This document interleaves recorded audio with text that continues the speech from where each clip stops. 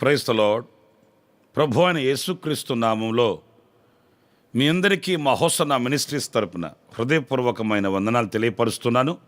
ఈ నూతన సంవత్సరం అంతా నా ప్రభువు విశేషమైన కృప సమృద్ధిగా మీకు అనుగ్రహించునుగాక. ఆయన సన్నిధి మీకు తోడుగా ఉండుగాక. దివ్యమైన దీవెనలు నా దేవుడు సమృద్ధిగా మీకు అనుగ్రహించునుగాక. ప్రియులారా, పరిశుద్ధ గ్రంథంలో మన చక్కటి మాట యెషయా గ్రంథం 43వ అధ్యాయం 19వ వాక్యాన్ని మనం చాలాసార్లు చదువుకుంటుంటాము. ఈ సంవత్సర ప్రారంభాన ఈ వాక్యం మరొకసారి కొంతసేపు మనం ధ్యానం చేద్దాం. ఇందులో నేనొక నూతన క్రియ చేయుచున్నాను, ఇప్పుడే అది మొలుచును. ప్రియ దేవుని బిడ్డలారా, చూడండి, మన దేవుడు నూతనమైన కార్యాలు చేయువాడు. ఆయనకి ప్రతిదినము కూడా ఒక క్రొత్తదనమే అని చెప్పుకోవాలి. సృష్టించగలిగిన వాడు, దీవించగలిగిన దేవుడు, మేలు చేయగలిగిన దేవుడు, స్వస్థపరచగలిగిన దేవుడు, అంతేకాదు నడిపించుటకు శక్తి కలిగిన సమర్థుడైన దేవుడు మనం ఆరాధించే మన ప్రభువు. ఆయన సంవత్సరాలు గడుచుచూ ఉండగా, దినములు దొర్లుతూ ఉండగా ఆయన నూతనమైన కార్యములను చేయువాడు. ఆయన నూతనమైన కార్యములతో మనలను తృప్తిపరిచే సర్వశక్తి కలిగిన దేవుడు అనేది మనం మర్చిపోకూడదు. ఆయన ఎన్నో ఆశ్చర్యమైన కార్యాలు చేస్తూ వచ్చాడు. మన అడుగులు స్థిరపరిచాడు. మన పాదములకు రాయి తగలకుండా ఆయన కాపాడుతూ వచ్చాడు. మనకు ఆయన ఏ క్షణం దూరాన నిలిచింది లేదు, ఏ క్షణం ఆయన మనల్ని మర్చిపోయింది కూడా లేదు. ఇది ఆయన కృపాదానమే కానీ మన శక్తి, మన భక్తి, మన ధనము, మన జనము, మన బలము కానే కాదనేది ఏ క్షణం కూడా మనం మర్చిపోకూడదండి. ప్రియ సహోదరులారా, ఆయన నూతనమైన కార్యం చేస్తాడట. అంటే సంవత్సరములు గడుచుచుండగా ఆయన కార్యాలు కూడా ఆయన నూతనపరిచే దేవుడండి. అంటే ఆ నూతనమైన కార్యాలు ఎలా ఉంటాయి చూడండి. పరిశుద్ధ గ్రంథంలో యెహెజ్కేలు గ్రంథం 36వ అధ్యాయం 11వ వాక్యంలో మనం గమనించినప్పుడు అక్కడ మునుపటి కంటే అధికమైన మేలు మీకు కలుగు చేసేదను. పిల్లలు చూడండి, ఇక్కడ మునుపటి కంటే ఒక క్రొత్త కార్యం ఏంటంటే మునుపటి కంటే ఇంకా అధికమైన మేలు. గతంలో చేశాను అని కాదు, గతంలో చేశాను జ్ఞాపకం పెట్టుకోండి అని మాత్రమే కాదు, ఇంకా కూడా క్రొత్తవి నేను చేస్తాను, క్రొత్తగా నేను చేస్తాను, అధికంగా నేను చేస్తాను. ప్రియ దేవుని బిడ్డలారా, గమనించండి. మరి ఈరోజు ఎంత సంతోషంగా మనం ఆయనను ఆరాధించాలి, మహిమపరచాలి అని అంటే మునుపటి వాటిని జ్ఞాపకం చేసుకోవడం మాత్రమే కాదు, ఇంకా ముందు కూడా ఎన్నో గొప్ప కార్యాలు ఆయన చేయబోతున్నాడు. అవును, ఎందుకు గొప్ప కార్యాలు ఇంకా అధికంగా చేస్తాడంటే మన ఎడల ఆయనకున్న తలంపులు, మన ఎడల ఆయనకున్న ఉద్దేశాలు అంత అధికంగా ఉన్నాయండి. మన మనసు చిన్నది, మన ఆలోచనలు తక్కువగా ఆలోచిస్తాం. ఒక చిన్న ఇల్లు ఇస్తే బాగుంటుంది, ఒక చిన్న బైక్ కొనిపెడితే బాగుంటుంది, ఒక చిన్న ఉద్యోగం ఇస్తే బాగుంటుంది, ఇలా కోరుకుంటాము. కానీ దేవుని సంకల్పం అలా కాదు, దేవుని ఉద్దేశం అలా కాదు. మన ఎడల ఆయనకి ఎన్ని తలంపులు ఉన్నాయో, ఎన్ని ఉద్దేశాలు ఉన్నాయో అవన్నీ కూడా తగు కాలమందు ఆయన నెరవేర్చు దేవుడండి. ఆయన వాటిని సంపూర్తి చేయు దేవుడండి. ఏనాడు కూడా మనల్ని త్రోసివేసేవాడు కాదు. మన ఎడల ఆయన చిన్న చూపు కలిగిన వాడు కాదు. ఆయన తక్కువ ఉద్దేశాలు కలిగిన వాడు కానే కాదండి. అందుకే కీర్తనాకారుడు అన్నాడు, నా ఎడల నీకున్న తలంపులు బహు విస్తారములై ఉన్నాయి, వాటిని నేను ఏమని చెప్పగలను. నిజమే, రాబోయే దినాలలో ఆయన మనకు ఎన్ని కార్యాలు చేయబోతున్నాడో, ఎన్ని గొప్ప కార్యాలు చేయబోతున్నాడో, ఎన్ని ఉపకారాలతో మనల్ని తృప్తిపరచబోతున్నాడో, ఎన్ని అధికమైన మేలులు ఆయన మనకు చేయబోతున్నాడో. మునుపటి కంటే అధికమైన మేలు. యోబును గురించి మనం చదువుతుంటామండి. అతడు ముందు ఆస్తిపరుడే, ఐశ్వర్యవంతుడే, ఆశీర్వదించబడిన వాడే. కానీ దేవుడు అంతటితో అతన్ని విడిచిపెట్టలేదు. కానీ ఇంకా అధికమైన మేలులతో, మీరు 42వ అధ్యాయం 10వ వాక్యంలో చదువుతారు యోబు గ్రంథంలో, మునుపటి కంటే అధికమైనటువంటి దీవెనలు మేలులతో ఆయనను నింపాడట. చూసిన వాళ్ళు నివ్వెర్రపోయేటట్టు, నోటి మీద వేలేసుకునేటట్లు ప్రభు ఆయనను ఆశీర్వదించిన ఆశీర్వాదాలు మనం కూడా విశ్వాసపు నేత్రాలతో చూడవచ్చండి. మరి ఈ నూతన సంవత్సరంలో అడుగుపెట్టిన నా ప్రియమైన సహోదరి సహోదరుడా, నీ ఎడల మన ఎడల ఆయన గొప్ప కార్యాలు చేయబోతున్నాడు. ఎన్నో ఆశ్చర్యమైన మేలులు మనకు అనుగ్రహించబోతున్నాడు. అందుకు మనం సాక్షులమై ఆయన కొరకు మనం బ్రతకవలసిన వారమై ఉన్నాము. ఇంకొక మాట కూడా నేను మీకు జ్ఞాపకం చేస్తాను. అది సమూయేలు రాసిన మొదటి గ్రంథం 2వ అధ్యాయం 10వ వాక్యాన్ని నేను చదువుతున్నానండి. తాను నియమించిన రాజునకు ఆయన బలమిచ్చును, తాను అభిషేకించిన వానికి అధిక బలము కలుగు చేయును. ప్రియ దేవుని బిడ్డలారా, ఈ వాక్యంలో అధికమైన బలం అంటే గతంలో ఉన్న బలం కాదు, ఒక క్రొత్తదైన బలం, అధికమైన బలం.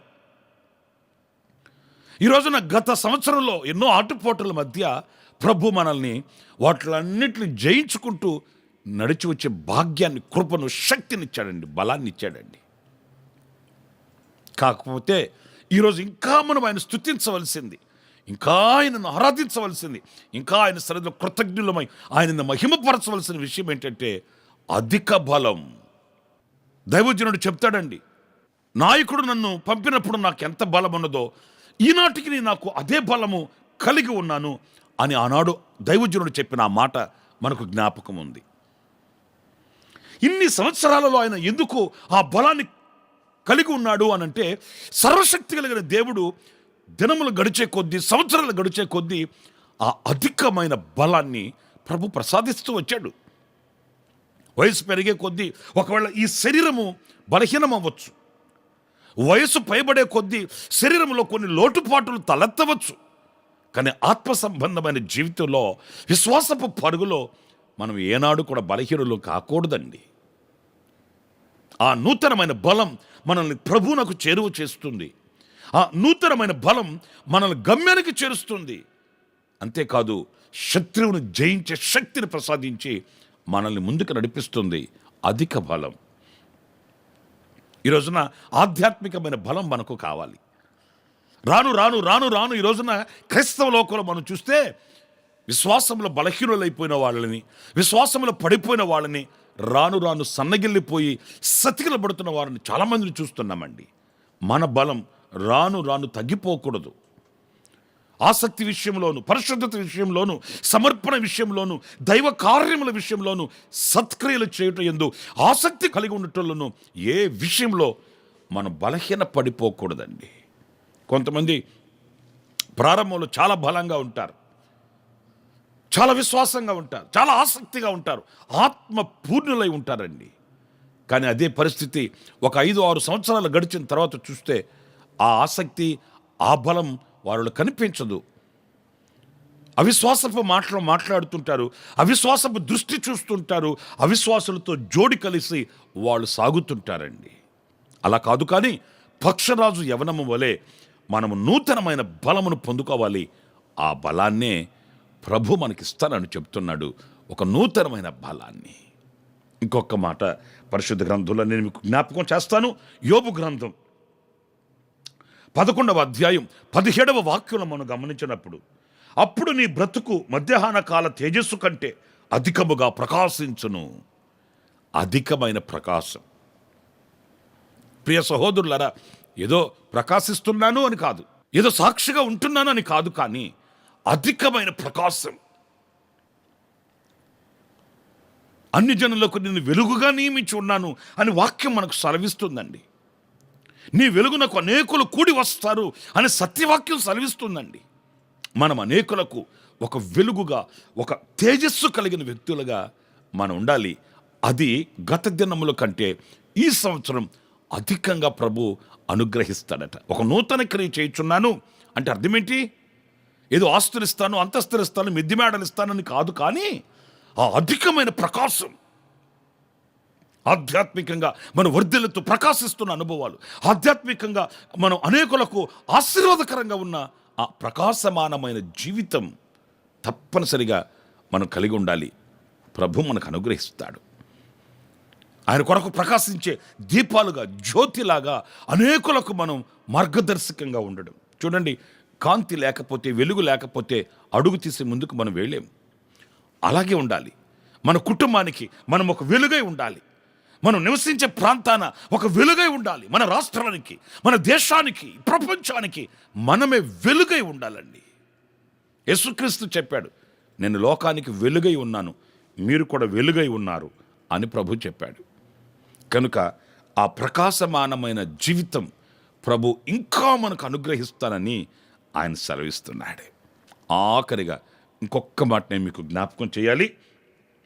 103వ కీర్తన 11వ చరణంలో చదివితే, భూమి కంటే ఆకాశం ఎంత ఉన్నతముగా ఉన్నదో ఆయన యందు భయభక్తులు గలవారి ఎడల ఆయన కృప అంత అధికముగా ఉన్నది. కృపని అధికంగా మనకు అనుగ్రహిస్తాడట. కృప కృప కృప కృప. ఈరోజు మనం బ్రతికి ఉన్నామంటే ఆయన కృప అండి. ఈరోజు మనం దృష్టి కలిగి ఒకరినొకరు చూసుకుంటున్నామంటే ఆయన కృప. ఈరోజు సజీవుల దేశంలో సజీవులుగా చేరి సజీవుడైన ప్రభుని ఆరాధించగలుగుతున్నామంటే అది కేవలం దేవుని కృప. అంతకు మించినది మరొకటి లేనే లేదండి. నా ప్రియ సహోదరులారా, గత సంవత్సరం అంతా నేను ఇదిగో ఇలా కాపాడబడ్డాను అని అంటే ఆయన కృప మన మీద అంత సమృద్ధిగా ఉన్నది అనడానికి నిదర్శనం. నా ప్రియ సహోదరులారా, ఈ సంవత్సరంలో కూడా గతించిన సంవత్సరం కంటే అధికమైన కృప ఆయన మనకు అనుగ్రహిస్తానని సెలవిస్తున్నాడు. ఆయన కృపచేత నింపబడుదాం. ఆయన కృపను పొందుకుందాము. ఆయన కృపచేత మనం బలవంతులం అవుదాము. కృపలో విజయగీతం పాడుతూ ముందుకు సాగి వెళుదాం. అలాంటి కృప దేవుడు మనందరికీ సమృద్ధిగా అనుగ్రహించునుగాక. ఆమేన్. తలలు వంచండి. చిన్న ప్రార్థన. సత్యస్వరూపి అయిన ప్రభువా, మీకు వందనాలు. గతించిన కాలమంతయు, గతించిన సంవత్సరమంతయు మీ ఆరోగ్యకరమైన రెక్కల నెడలో దాచి కాచి పెంచి ఇదిగో ఈ నూతన సంవత్సరంలో మమ్మల్ని నిలబెట్టినందుకు మీకు స్తోత్రాలు చెల్లిస్తున్నాను. నైనా ఈ సంవత్సరం అంతా నూతన క్రియలు చేస్తానన్నావు. ఆ క్రియలు ఎలాంటివో మేము ఒక్కొక్కటిగా ధ్యానిస్తూ వచ్చాము. నాయన, అధికమైన మేలు చేసే దేవుడువని, అధికమైనటువంటి బలాన్నిచ్చే దేవుడువని, అధికమైన ప్రకాశాన్ని అనుగ్రహించే దేవుడువని, అధికమైన కృపనిచ్చే దేవుడువని మేము ధ్యానిస్తూ వచ్చాము. అవును, మీరు అన్నీ కూడా నూతనంగా మాకు అనుగ్రహించు దేవుడు గనుక ఈ సంవత్సరం అంతా మీ నూతన కార్యములతో మమ్మల్ని అలంకరించి దీవించి మీ రెక్కల నీడలో దాచి మీ కొరకై సాక్షులుగా మమ్మల్ని ఒక్కొక్కరిని నిలువబెట్టుకొనమని మమ్మల్ని మీ చేతులకు సమర్పించుకుంటూ యేసు ప్రశస్త నామములో ప్రార్థన చేసి వేడుకొనుచున్నాను తండ్రి. ఆమేన్, ఆమేన్, ఆమేన్. ప్రభు మిమ్మల్ని ఆశీర్వదించి దీవించునుగాక. ఈ దినమంతా, ఈ సంవత్సరం అంతా విశేషమైన కృప నా దేవుడు సమృద్ధిగా మీకు అనుగ్రహించుగాక. ప్రభు మిమ్మల్ని నిండుగా దీవించి ఆశీర్వదించునుగాక. ఆమేన్, ఆమేన్. ప్రతి దినము ఈ అనుదిన కృపాను సందేశాల కొరకు, ఇంకా మరిన్ని ఆత్మ సంబంధమైన సందేశాల కొరకు ఈ మా యూట్యూబ్ ఛానల్ ని సబ్స్క్రైబ్ చేసుకోండి. Pastor Ramesh, Kosanna ministries.